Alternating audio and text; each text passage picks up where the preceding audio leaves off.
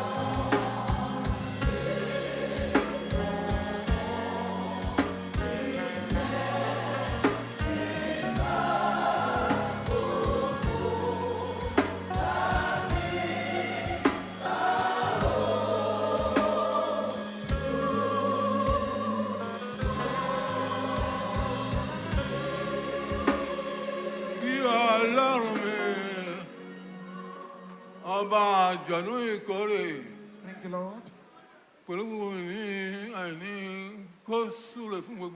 Amen. And so there be bukata, àìsàn, wọ́n pàṣẹ lórúkọ Jésù, Ọlọ́run ọ̀ṣọ́fà, gbogbo àìsàn ṣàkóso náà gan-an.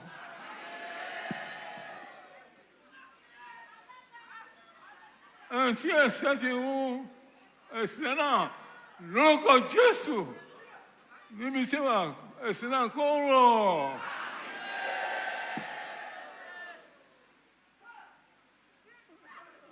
Ẹ̀yin tí wọ́n yóò Olúwa tàbí ẹni aláìsàn tí bẹ ní ilé yín tàbí bẹ ní hospital lórúkọ Jésù afẹ́fẹ́ àìsàn kó fẹ́ sí wọn.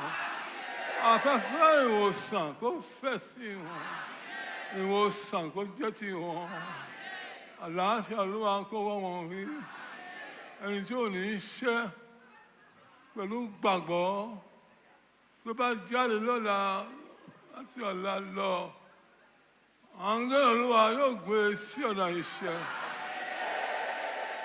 òun ni wọ́n bá lànà, yóò lànà owó fún yín. Yóò lànà àlàáfíà fún yín, yóò lànà ìgbéga fún yín, yóò lànà ìtura fún yín, gbogbo àìní yóò sọ di níní. Olúwa mú mi dàgbà dògbó, Olúwa máa gbọ́ tì yín, gbogbo ìdáwọ́lé yóò máa yọ sí ire. Ẹsẹ̀ máa san dámẹ́wàá yín, ọwọ́ ìgbà yín tèèyàn àìsàn pẹ̀lú Olúwa ti jẹ gbèsè.